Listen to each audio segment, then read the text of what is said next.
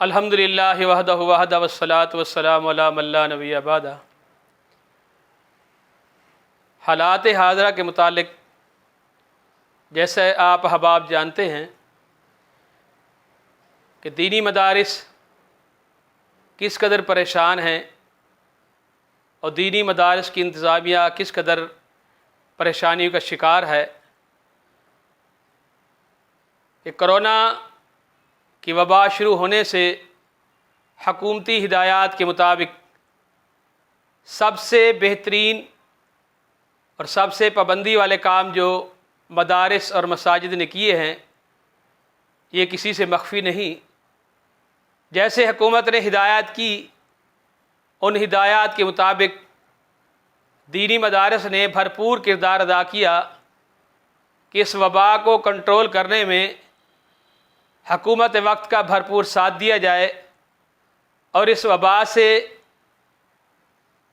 ہر قسم کے لوگوں کو، پوری عالم انسانیت کو محفوظ کیا جائے۔ نماز کا مسئلہ ہوا، تراویح کا مسئلہ ہوا، نماز عید کا مسئلہ ہوا، جتنے مسائل ہوئے علماء حق نے، تمام علماء نے، تمام مساجد اور مدارس کی انتظامیہ نے حکومت کا بھرپور ساتھ دیا۔ حتیٰ کہ اکثر اداروں میں امتحانات منعقد ہونے والے تھے، حکومتی ہدایت کے مطابق اپنے امتحانات نہیں کرائے اور طلباء کو فی الفور گھروں پہ بھیج دیا، اس انتظار میں کہ بہت جلد یہ بیماری ختم ہوگی، یہ وبا ختم ہوگی اور طلباء اپنی تعلیم کو جاری کریں گے۔ عید کے بعد اور عید سے پہلے تقریباً یہ چیزیں ساری بحال ہو گئی، مارکیٹیں کھل گئی، ادارے کھل گئے، ٹریفک بحال ہو گئی،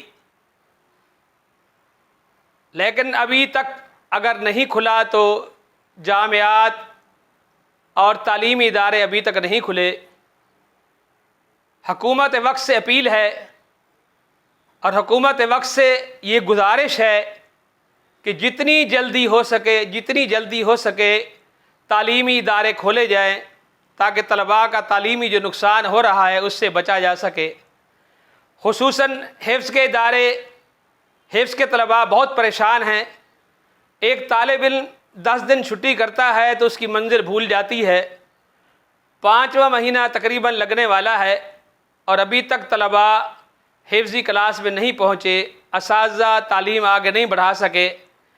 اس سے کتنی نقصان ہو رہا ہے یہ حکومت وقت کو معلوم ہونا چاہیے۔ اور میری گزارش ہے کہ حکومت وقت جب دکان کھل سکتی ہے، مارکیٹ کھل سکتی ہے، دیگر مصروفیات ہو سکتی ہیں، تو قرآن کریم کی تعلیم کے مراکز کیوں نہیں کھل سکتے؟ آخر کیا وجہ ہے؟ میری گزارش ہے حکومت وقت سے اور خاص کر صوبہ سندھ کے وزیر تعلیم محترم جناب سعید غنی صاحب سے اور خصوصاً صدر پاکستان جناب عارف علوی صاحب سے کہ تعلیمی ادارے کھولے جائیں۔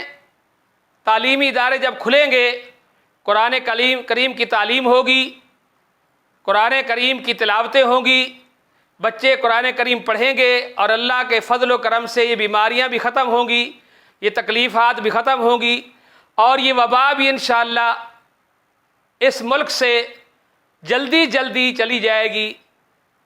گزارش ہے کہ جتنی جلدی ہو سکے تعلیمی ادارے کھولے جائیں، یہ ہماری کامیابی اور کامرانی کا مظہر ہوگا انشاءاللہ العزیز۔ جزاکم اللہ و احسن الجزا۔